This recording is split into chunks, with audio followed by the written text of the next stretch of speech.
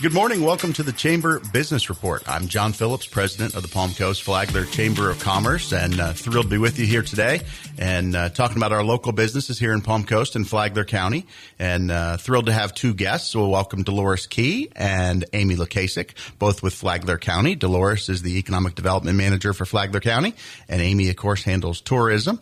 And we're thrilled to have you ladies. Thank you for joining us here on the Chamber Business Report. Thank you for having us. Exactly. Yeah, Dolores, let's start with you, and we'll take a little bit of the personal background first and just learn a little bit more about your history and how long you've been here in Flagler County, and then we'll talk about the impact of tourism with Amy and how that impacts our county as well. But from an economic development standpoint, but more importantly, personally, Dolores, take us away. I've been here in Flagler County about 4.5 years. Joined Amy during, believe it or not, COVID. So it's been a lot of fun getting to know Flagler County. I came north from Palm Beach County, where I worked both with Palm Beach Gardens as their economic development director and then later with Lake Worth Beach as their economic development director. So it has been fun to come and work for the county. Well, fantastic. We are glad to have you here. And again, this is the Chamber Business Report talking about businesses here in our local community. And of course, all the businesses in our community are impacted by things that go on here in Flagler County. So let's talk about economic development and what your office does. Give us the 30,000 foot view for some folks who might not understand what economic development does for Flagler County. Well, basically, coming here, you have to look at it from a county perspective as opposed to just an economic development office. There are two different ways. From a county perspective, you have to look at what is commercial and what is industrial. Commercial looks at both your retail operations as well as industrial or light industrial kind of operations. From a county perspective, you want both coming into your base. But industrial provides jobs, whereas commercial takes money that's already in your economy and spins it around. And those are your kind of mom and pop operations that we think of often. Your retail, which has to depend on money that's already in your economy. So industrial creates the jobs and creates the wealth that is in a community. So you need both to be able to have a sustainable economy. Residential does not provide wealth. That is the result of a good economy. Mm-hmm. Although what we have found here in Flagler County, when you're creating economic development, you also need to look at a perspective of what kind of jobs do you need to support your local economy. Here in Flagler County, you have a 65-year-old base of 31%. The average in the U.S. is 16%. So those are the kind of jobs you need to look at. What do you need? And we've had a great success. When you look at Advent Health, they've opened their second hospital. So those market conditions have really prevailed. And even though Advent Health is nonprofit and doesn't add to your tax base per se, the jobs that they have created certainly have had an impact on what is happening into our local economy. The second thing that has happened in our local economy, as we saw since in the last 4.5 years, is Boston Whaler has come into the economy, and that has created 400 jobs. They had the opportunity to either expand at the Sea Ray operations down in Edgewater, but they chose to return here to Flagler County. So that has brought jobs. And we've also seen Joya Sales also expand their operations here. Even though they came here about 7 years ago, they have expanded their operations in the last 4.5 years. So those are all good things that have been happening in the local economy and have created jobs, which has expanded the wealth that is going on here in Flagler County, which also helps make your commercial become stronger. Yep, brings everything full circle. Exactly right. Which then when you look at the net inflow of people moving here, we've been having about 5,000 new residents move here per year. So that net inflow also creates a commercial or a more of a base for people coming here in your construction industry. So all of those inflows also help your economy. Yeah, it's interesting that you brought up Joya Sales, and those are folks that I want to have on our show down the road, because a lot of folks don't know exactly what they do. They're fabulous. Yeah, and they're very involved in the boating and the marine industry, but people don't necessarily understand. I think when you mentioned those first two businesses, Advent Health, I think virtually everybody understands what Advent Health does. Right. And even Boston Whaler, that is a name brand. We all know that Boston Whaler is one of the largest boat manufacturing and marine companies anywhere in the country. But Joya Sales and other companies like that, not to just focus on Joya, but for today's show we will, is a big impact to our community, but not a lot of people necessarily know what they do. So I look forward to learning more about them and their industry and how they impact the marine industry. In fact, when I had the Northeast Jack's USA partnership come here for a tour, I had them tour Joya Sales, because you're right, very few people understand what they do, and their reach is phenomenal of where they export their services and their goods. Yeah, virtually anybody who has a boat might have a product on their boat that they may be involved in manufacturing potentially. Exactly right. Yeah, so it's one of the best kept secrets, and we don't want it to be a secret.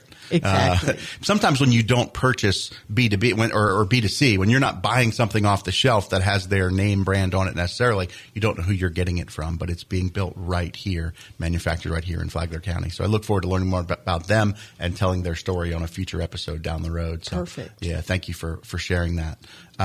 Let's talk a little bit more about the healthcare side. You mentioned the demographics of, we have more than average of an older population compared to across the country, or even across the state of Florida, probably a little bit more older population, which obviously impacts our healthcare industry. It's why Advent has had such great success.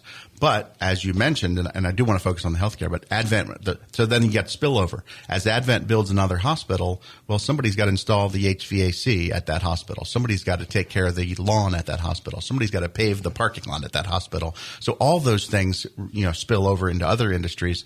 But the growth of healthcare has been really steep. I think tourism with Amy and healthcare are probably the number one and number two in Flagler County. Is that still accurate? That is absolutely accurate.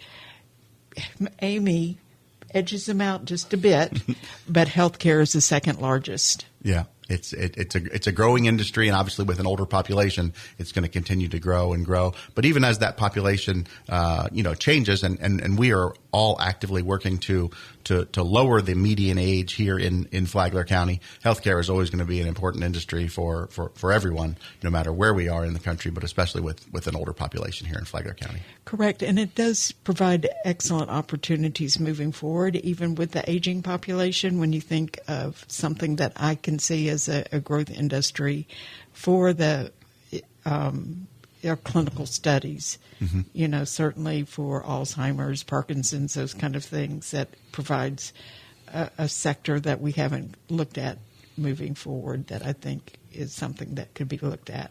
I know the city of Palm Coast has invested quite a bit of money in fitness and wellness campaigns, whether it's the Southern Rec Center or many of the other parks and things that they have.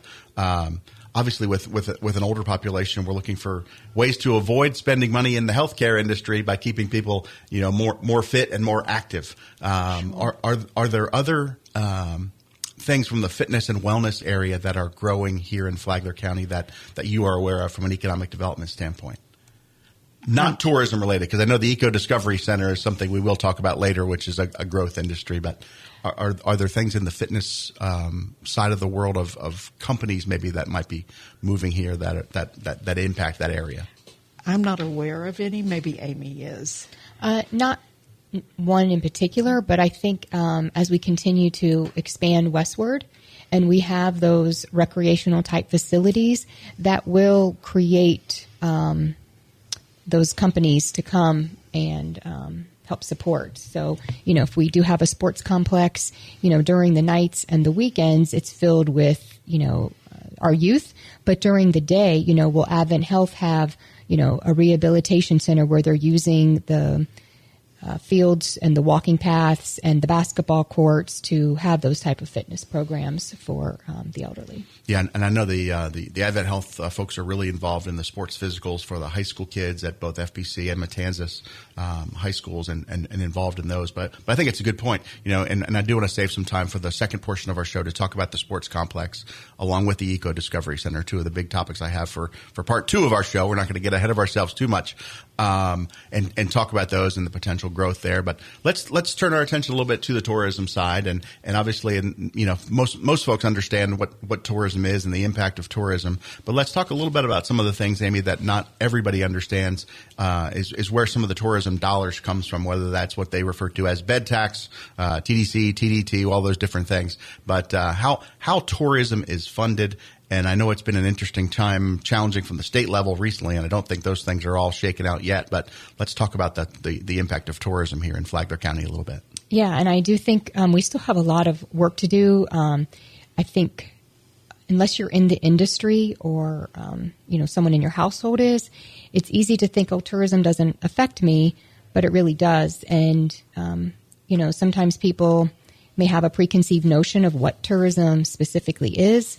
We still hear from our residents and see online chatter that, who comes here to vacation and, those kinds of comments. And so that tells us we still have a lot of work to do because it does affect you. It does affect your annual taxes.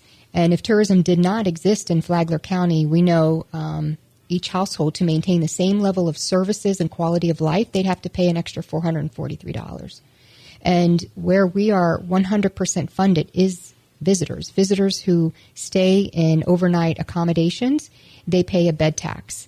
And it's important to know that those lodgers, those hoteliers, those campgrounds, that's a self-imposed tax because they want to see the direct benefit of marketing and promotion to continue to fill those hotel rooms. So that is the foundation of this bed tax. And so we always try to reinvest that money so that it gives us the highest ROI. So everything we do is with that type of mentality. Reinvesting that money back into the community. How can I take this dollar and what can I get back for it? So essentially, to keep it simple for our listeners who don't live in the space that you live in every day, if someone were to spend $100 a night for a hotel, and I'm using 100 to keep the math really simple, the bed tax in Flagler County is 5%, correct? Mm-hmm. So if you pay $100 a night for the hotel, the bed tax would also be 5% on top of that. So it'd be $5 per night. Yep. And that money doesn't go to the hotel. It goes back to the Tourism Bureau for you to reinvest into marketing, promoting, and growing our tourism community. Right. Correct? That $5 then gets divided into three buckets. The marketing and promotion, again, the foundation, the spirit, the premise of the tourism development tax. The other bucket is beach renourishment, and the other bucket is continued capital project investment. So that is whether it's sports fields, which also our locals benefit from, repairing the pier, all those types of projects that also our residents benefit from. Yeah, capital reinvestment here in our community to grow and bring even more folks to visit our great places here in Flagler County. So we are up against our first break here. I'm John Phillips. I'm hosting the Chamber Business Report. I've got Amy Lukasik from the Tourism Bureau, along with Dolores Key, who is the Flagler County Economic Development Manager. We're going to take a very short time out, and we'll be right back.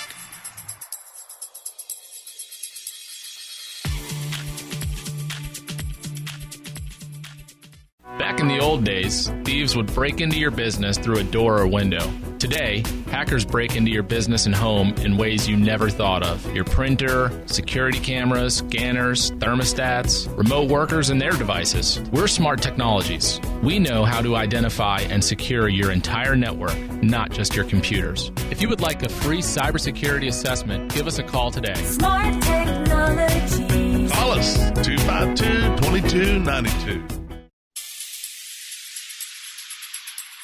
Welcome back to the Chamber Business Report. I'm John Phillips, president of the Palm Coast Flagler Chamber of Commerce. Thrilled to have Amy Lukasik and Dolores Key here talking tourism and economic development here in Flagler County. Before I get too far ahead of myself, I do want to mention a couple of chamber events.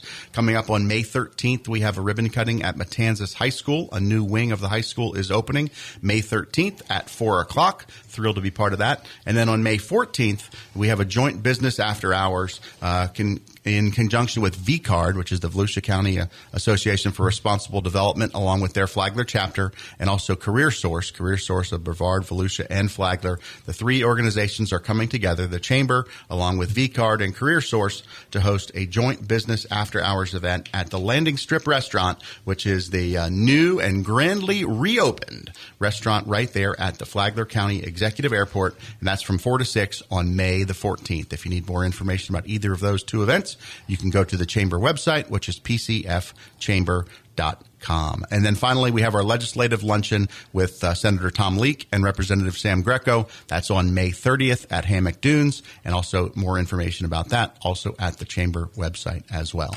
Going back to the landing strip, that's our transition back to the airport. One of the biggest economic impacts to Flagler County is our Flagler County Executive Airport.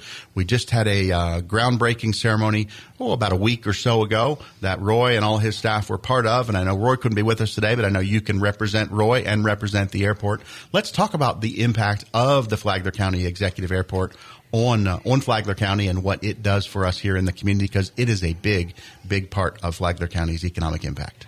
Well, we're really pleased to have the airport as part of the county, and the groundbreaking, yes, thank you, of a 15,500 square foot terminal building is really going to be a great asset for the county.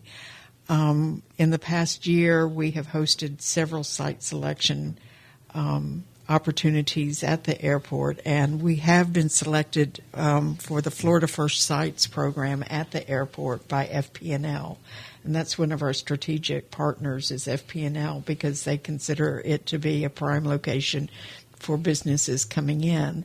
And something that people don't understand is FP&L has a economic development team of about 10 persons that go around the country as well as internationally trying to bring companies to the United States for different opportunities, and they consider the Flagler Executive Airport as a prime location for companies to relocate.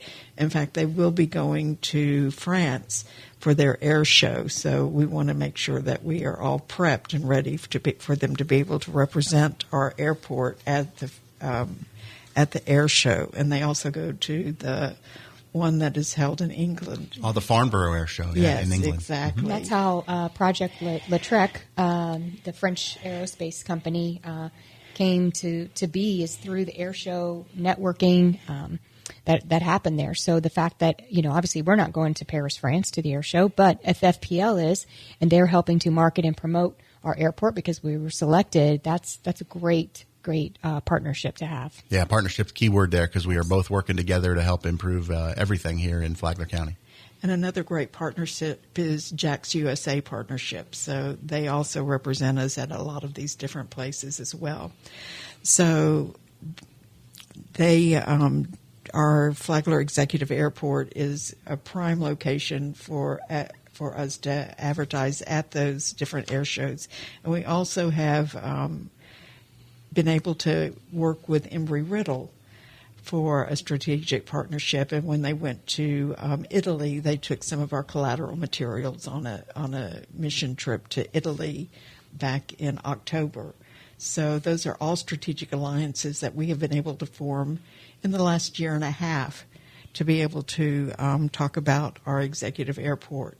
We have 130 acres that is prime location for different companies that may want to locate within our airport for either manufacturing, and let me rephrase that, light industrial manufacturing. We aren't talking about smokestacks here, people, right? But light manufacturing to be able to be for aviation type things. Shovel ready. Shovel ready. Yeah, Roy referenced that all that space is on the south side of the airport, correct? Correct. So it's really, really exciting, and that is all county owned, so we don't have to worry about having to convince an owner to be able to get it all ready and shovel ready.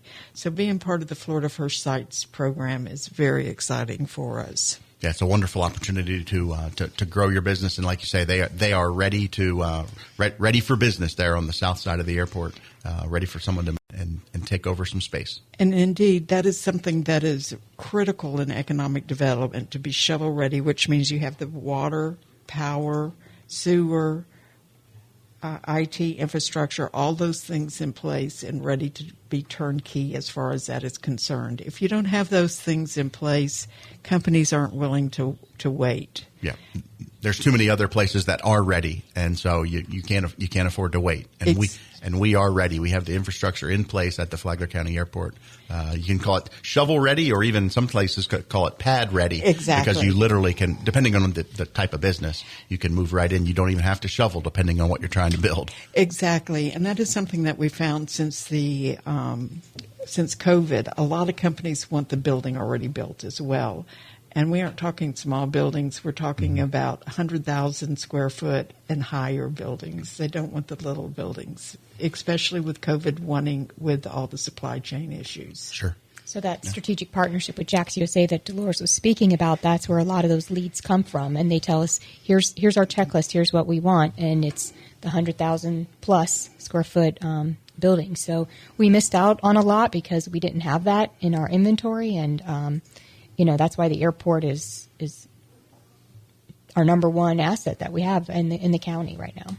And the airport terminal that they had the groundbreaking on, which is on the north side, would be the gateway to that airport. But on the south side is where all these industrial opportunities are available for companies to move right in and impact our community. Absolutely. Yeah, we are looking forward to continued progress there, and the renderings of the new terminal are going to be absolutely fantastic. And I continue to use the word gateway because when folks come to visit, whether they're here to play golf over at Hammock Beach, or they're here to go hunting out west, or they're coming in to visit our community, those who travel by air, and in this case private air, because there are no commercial flights at the Flagler County Executive Airport, but that new terminal will be the gateway to Flagler County and say that we are business friendly and we are business ready here in Flagler County. And you really have to look at it like a real estate person.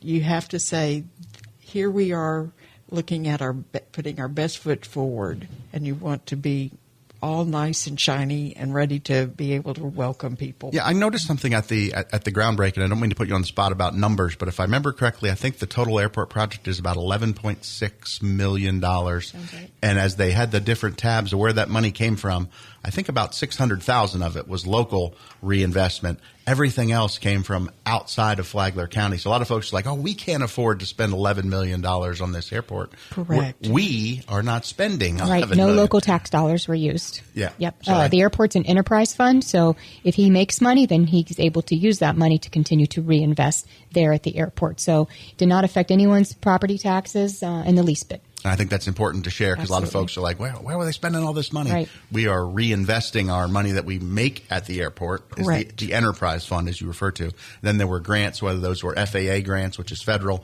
or DOT grants from the state, or other state grants that all added up to that roughly $11.6 million, I think was the number. Yes, Right. Speaker Renner highly advocated for the project for Flagler County, so we thank him for that. He got us $5 million for the airport terminal, and aviation is a big target industry for the state, so that's where that was a good fit. You know, you talk about aviation, and I'll take the aviation one step further and talk about the space industry, because we are not that far removed from the Space Coast down in Brevard County, where there seems to be a rocket launch almost every day or every other day of the week. So the impact of that continues to spill over from Brevard to Volusia and Volusia to Flagler. We are feeling the impact of that here in Flagler County. And one of the nice things about our airport, as far as that is concerned, we're outside of that zone. Mm-hmm. So that we can continue to operate even when they are having space launches. Correct. So that gives us an advantage when we are trying to quote, sell the airport, that we continue to operate outside of those launch periods. Absolutely. Yeah, we have about a minute and a half left here, and I want to get a chance to talk about a new hotel property. If you drive east on State Route 100, everybody knows about the Margaritaville because the signs are up. It's almost there. What's the latest update, Amy? Yeah, I think he's already taking reservations in the summertime, and so that's very exciting for us and for the community. Be about 100 rooms.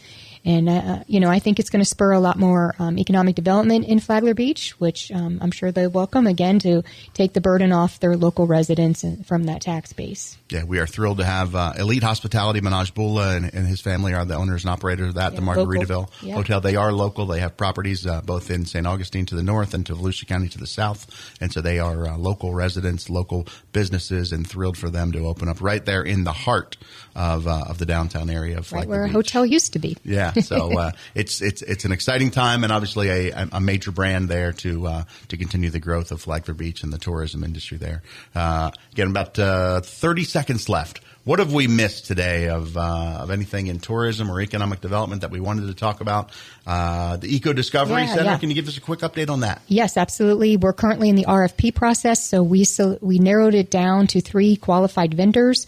Next month, they'll be giving us a presentation to show their concepts within our budget, the budget that is 100% paid for by the visitors. The visitors are paying for a community asset here. So it's to promote ecotourism. It's to tell people about our community, welcome new businesses, new residents, educate travelers and residents on the importance of conservation and education, arts, culture, history, event space, meeting space, bike rentals so they can bike our trails. So it's going to serve a lot of purposes, and we're excited about it. We hope to break ground late or early next year. It's probably a year from now, break ground after we do the design. And the Eco Discovery Center in ballpark figures, if you're driving east on State Route 100, if you're going to visit the Margaritaville Hotel, as you go by the pedestrian walkway. Right before it. It's right before that on the south side of the road, correct? So we can grab a lot of people off the highway, continue to push them into local businesses and generate that economic activity.